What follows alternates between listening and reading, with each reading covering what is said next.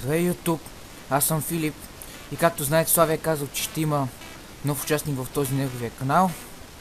Да, това съм аз, ще снимам на FIFA с най-новия Molding Way апдейт, който го имаше в Замунда ден и си дръпнах играта и ще почна менеджер мод с отбора на Турин. Както виждате, ще играем на Professional, Pounder, разбира се. Тук ще се включим в Лига Европа. Това е нашата група с Копенхаген и Прага, обаче не можах да видя другия отбор. Така, не сме написали името на стадиона. Ще го напишем. Истинският стадион е голям, капацитета му е 35. Мисля, че беше 35 и колко ли беше хиляди. Абе, какви говоря аз? Не съм сигурен колко беше, де. Но ние ще избереме този стадион. Стадион Олимпико ди Торино. Той е имал две имена този стадион. Обаче накрая го сменяват на това сегашното му. Да, започваме сега. Като менеджер. Като менеджер смятам да запиша моето име. Така. Мисля, давам много коментирането и точно след като вече съм си свършил с клипа, в момента го обработвам, но след времето просто ще свикна.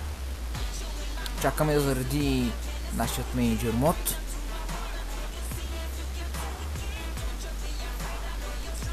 Сега е време да направим сейфа.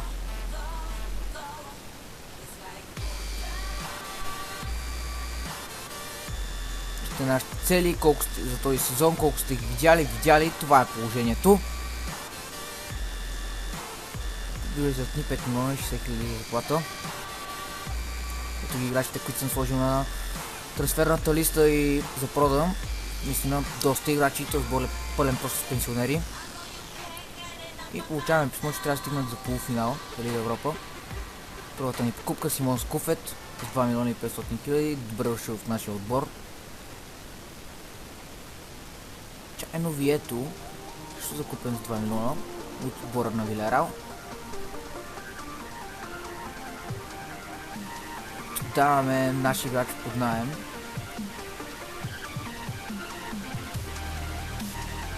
Тук също така подаваме наш стар халф на Парма, който просто не ни трябва. Ето е първата приятелска среща, която беше симулирана срещу Манчестър Юнайтед.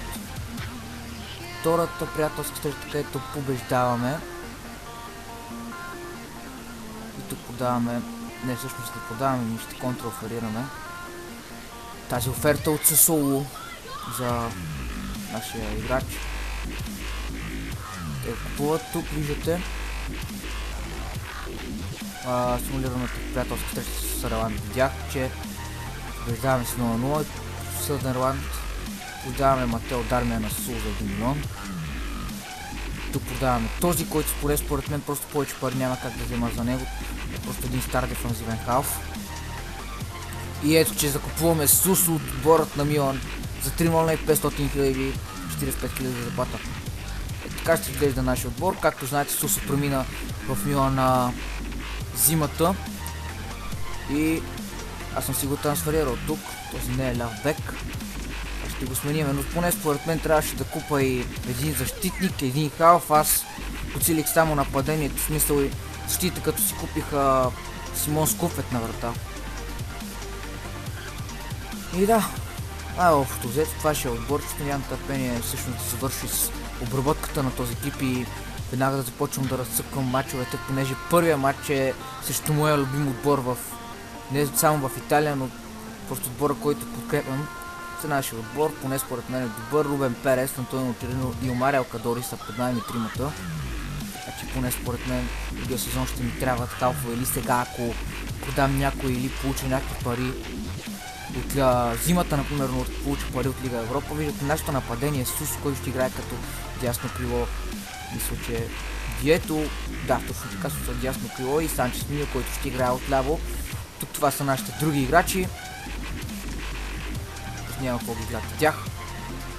Малко забързах коментара в началото, но просто така съм снимал. Виждате тук изпълнителите на фалове, ъглови удари и нашия капитан Никола Максимович, не знам какво точно как се произнася. Ето ги мачовете за другият епизод. Това е краят на нашия епизод. Дано да ви е